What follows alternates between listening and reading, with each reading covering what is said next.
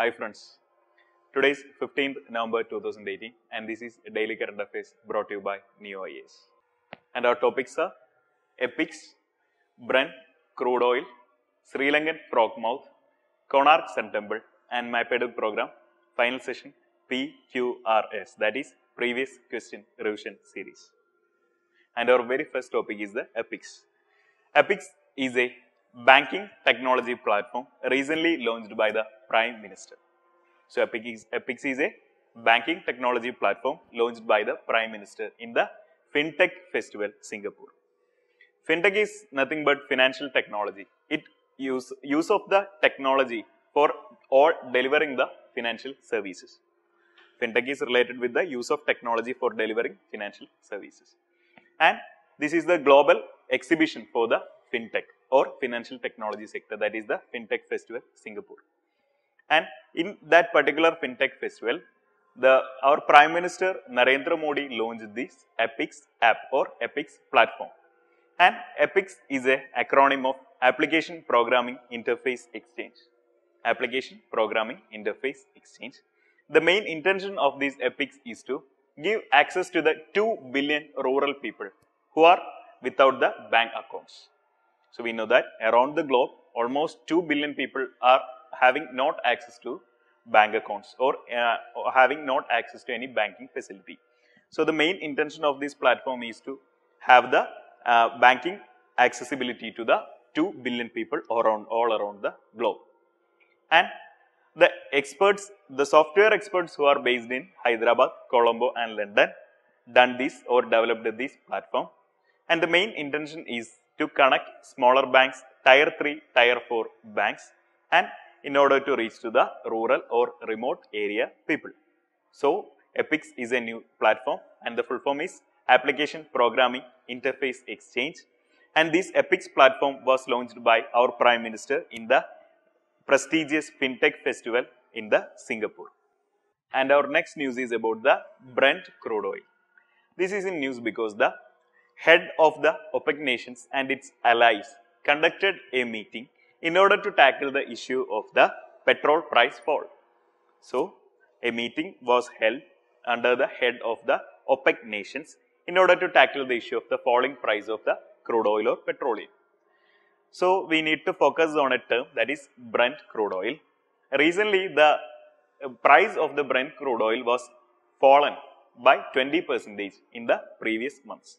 So, this was a greater issue because the Brent crude oil is a trading classification of sweet light crude oil. Brent crude oil is a classification of the trading classification of the sweet light crude oil, and which is also used as a benchmark for calculating the price of other crude oils or petroleums. And this particular Brent crude oil is used as a benchmark for calculating the price of other crude oils. Almost 2/3 of the entire petroleum's price is based on this particular Brent crude oil. So if the price of the Brent crude oil falls by 20% and the entire petroleum products will be fall by the 20%. Brent crude oil is a sweet and light crude oil, or it's a classification of the sweet and light crude oil. And this has nothing to do with food because the term sweet is a bit funny. But it has no relation with food because it's not a food for the, it's not for the consumption. And I will explain the term sweet and light later on.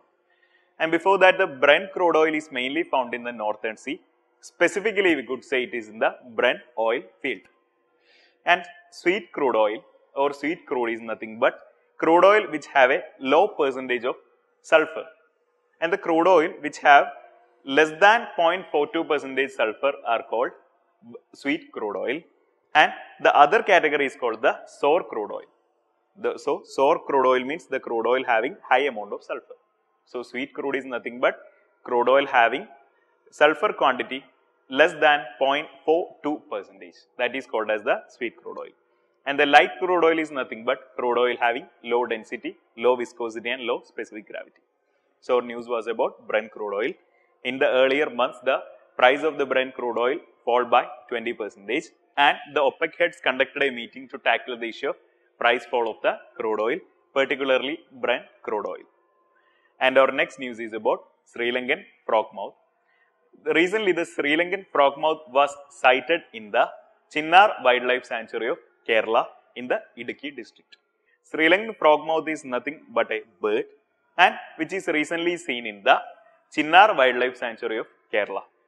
And it is considered as the first sighting of this particular bird species in the eastern part of the Western Ghat in the Kerala, because this species is believed to extinct from Kerala's forest, and the species was last found in 4 decades ago in the year 1976 in the Thattegad Bird Sanctuary of Kerala.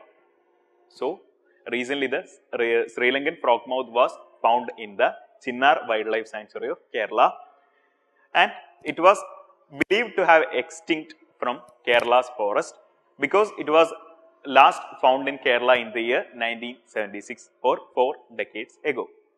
And when we are coming to this Sri Lankan frogmouth, it is a nocturnal bird. Nocturnal means a bird which is active during the night and which is commonly seen in the Western Ghats and Sri Lanka.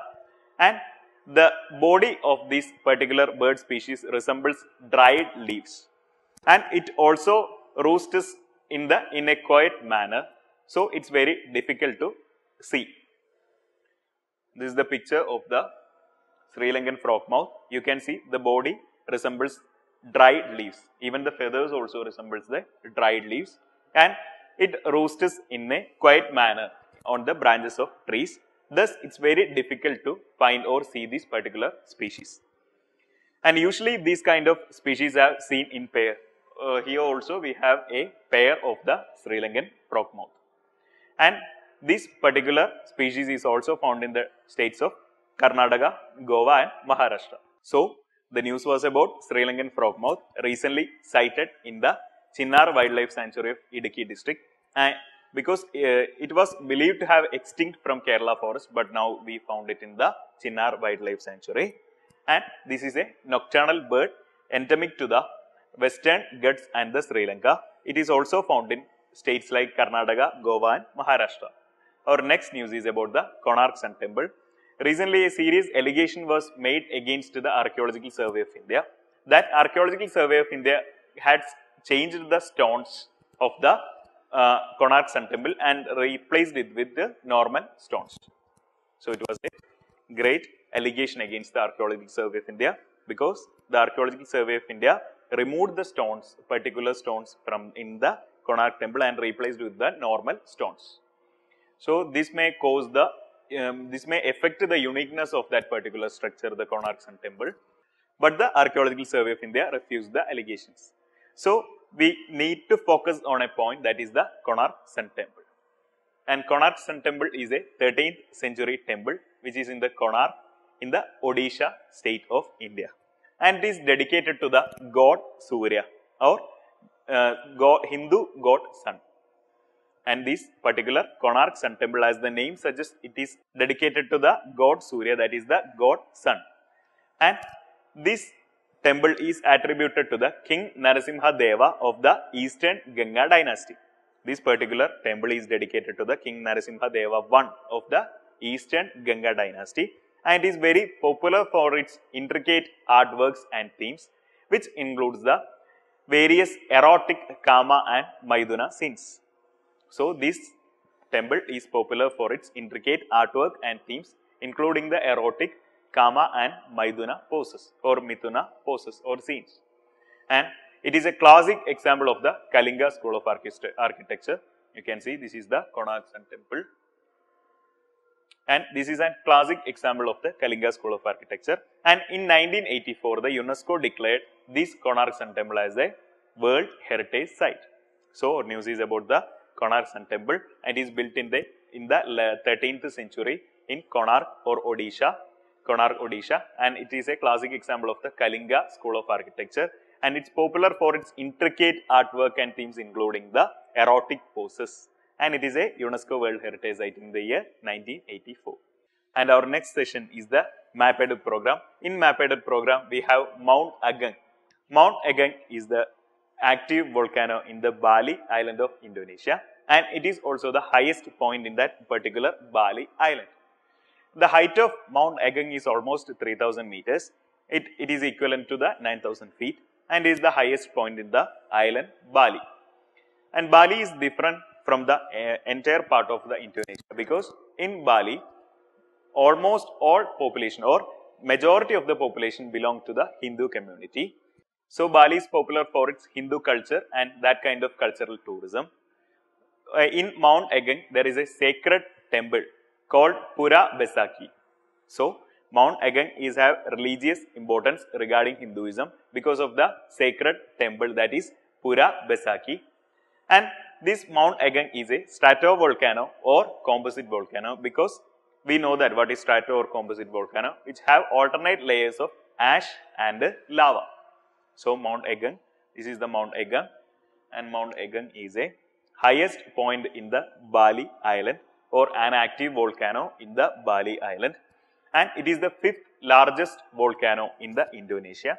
And the Bali is popular for Hindu cultural tourism. Also, the Mount Agung have a sacred temple named Pura Besaki, and the Mount Agung is a stratovolcano or composite volcano. And our final session is the PQRS, that is previous question revision series. Here we have a question from 2012 prelims regarding environment. The government of India encourages the cultivation of sea buckthorn. What is the importance of this plant? 1. It helps in controlling soil erosion and in preventing desertification. 2. It is a rich source of biodiesel. 3. It has nutritional value and is well adapted to live in the areas of high altitudes. 4. The timber is of a great commercial importance. Which of these statements given above is or are correct? Option A 2, 3, 4 only. Option B 1 and 3 only. Option C 1, 2, 3, 4 and option D 1 only. So before we coming to the answer, we need to focus on the sea buckthorn. And sea buckthorn is nothing but a medicinal plant which grows in the Himalayan region. It's a medicinal plant which lives in the Himalayan region. And the main purpose of sea buckthorn, or it has the features that prevents soil erosion. It prevents soil erosion as well as it helps in the nitrogen fixation. So this sea buckthorn is a species or a plant lives in the or grows in the Himalayan region, and which has the features of preventing soil erosion as well as the help in nitrogen fixation. And I already told you this belongs to the Himalayan region. This can be easily found in the cold deserts of Ladakh, which is in Jammu Kashmir, and Lahul Spiti valley of the Himachal Pradesh, and also in some parts of the Arunachal Pradesh. It also has medicinal values, like it contains the omega-7 fatty acid, which is a very good medicine. And we made efforts to conserve the particular plant and to promote the cultivation of this particular plant. In 2010, the then Minister of Environment and Climate Change, that is the Jairam Ramesh, declared a mission on this particular sea buckthorn, that is National Mission on Sea Buckthorn, as part of the extended Green India mission. So we also made the conservation efforts or regarding the improving the cultivation of this sea buckthorn. So sea buckthorn is a medicinal plant which is found in the Himalayan region and in the high altitudes or cold deserts like Ladakh region, Spiti valley and also various parts of the Arunachal Pradesh. The main attributes, features of this is that it prevents the soil erosion and help in the nitrogen fixation. We made serious efforts to conserve this species, or in order to improve the cultivation of this species, we made a mission which is National Mission on Sea Buckthorn in 2010. This was started in the Leh and as part of the Green India mission. So while coming back to the question, the options, it helps in controlling soil erosion and preventing desertification. The option is right. It is a rich source of biodiesel. No kind of feature regarding the biodiesel. 3. It is nutritional value and it is well adapted to live in the high areas of high altitudes. That point is also right because it mainly lives in the Himalayan region, in the cold deserts of Ladakh and Spiti valley. And the timber is of great commercial value. That point is not valid here. Thus the option is option B, 1 and 3 only. So that is our final session. Thank you so much for watching and keep watching and supporting our channel. Like, share, comment and subscribe to our channel. Thank you so much. Good night.